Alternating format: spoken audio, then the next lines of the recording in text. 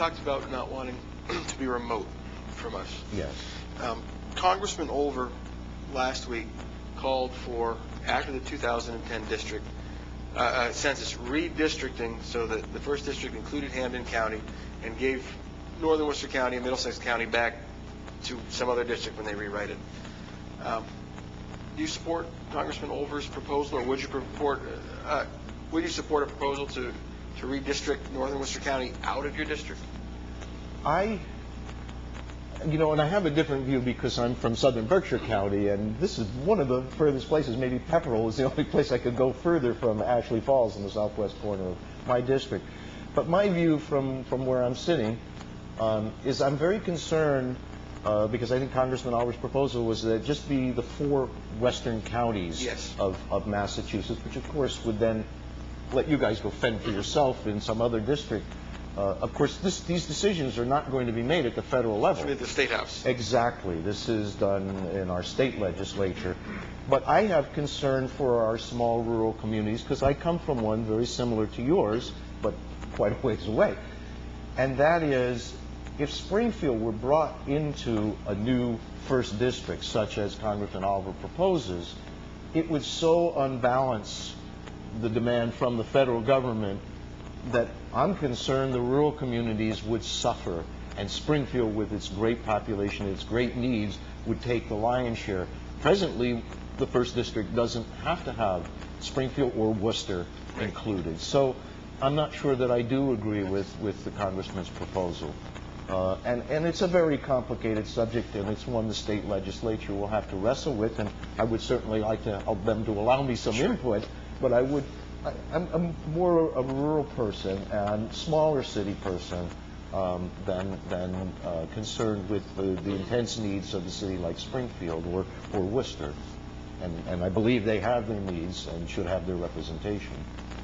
Okay, is there another question for Congressman Olver? I just wanted to jump in there. Sue. The question is about the Cape Wind project, if you have an opinion on that. From what I understand, for one, offshore harvesting of wind power to generate electricity, I think, is a very good idea. I think that the resistances to it have been sort of the NIMBY, not in my backyard, and of course, is it that it would be visible from Nantucket or from Martha's Vineyard, where some very high political figures have their homes, that there's been this kind of concentrated resistance. But again, I'm not a big life career politician. I want to represent the people, and we do have our needs. We have a wind tower on Jiminy Peak in Berkshire County that is providing it'll probably be the only ski area that'll be able to operate as climate change its warming nature progresses north, because they can provide all the energy they need to produce, as for man-made snow, plus they're powering, I don't know, some 15,000 homes in the neighborhood. And I've not seen it, I've not heard it. I have to admit I haven't taken the opportunity to go up and actually visit it, and there have been tours to take people up to see it.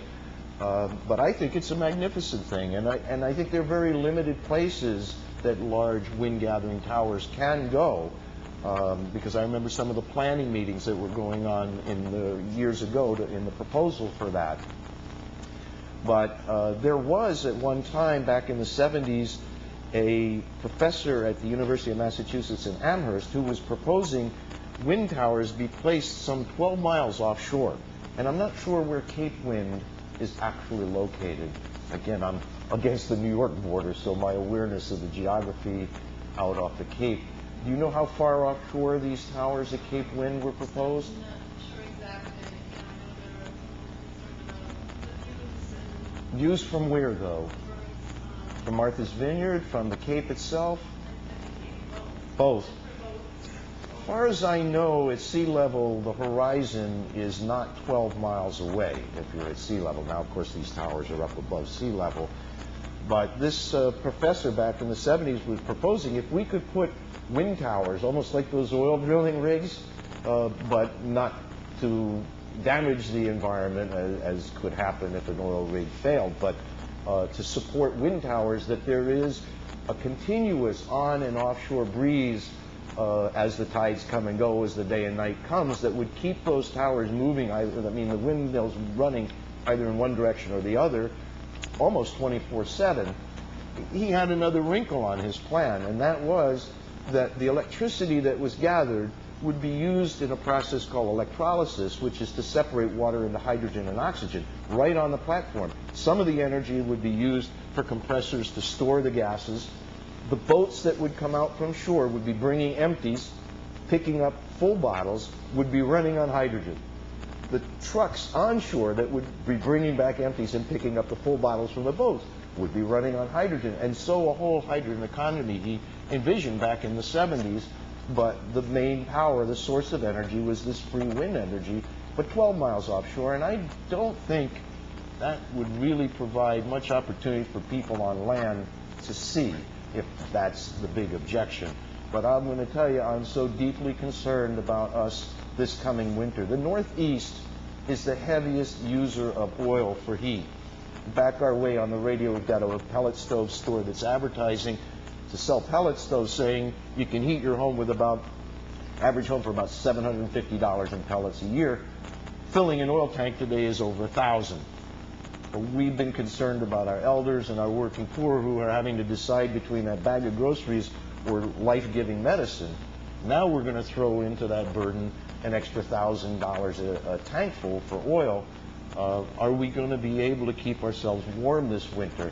So all of a sudden, what it looks like 12 miles offshore, if those generators were able to provide us with energy to keep ourselves warm in winter, that would be a higher priority for me. Well, just to follow up on that last point, what can Congress do now, short term, to help fight high heating oil costs? Well, as they do with most problems, it's throwing money at it, both from the federal government, and I believe Governor Patrick is put in for an extra $12 million for emergency heat funds. And so as an immediate fix, it's really just throw money at it. Certainly programs to help people better insulate their homes, to be more conservative in the use of energy will help. But when we're talking about this coming winter, it's so short term. Right. You're not going to build a wind tower 12 miles offshore and having it pumping energy back here for this winter. Those would be more long-term plans.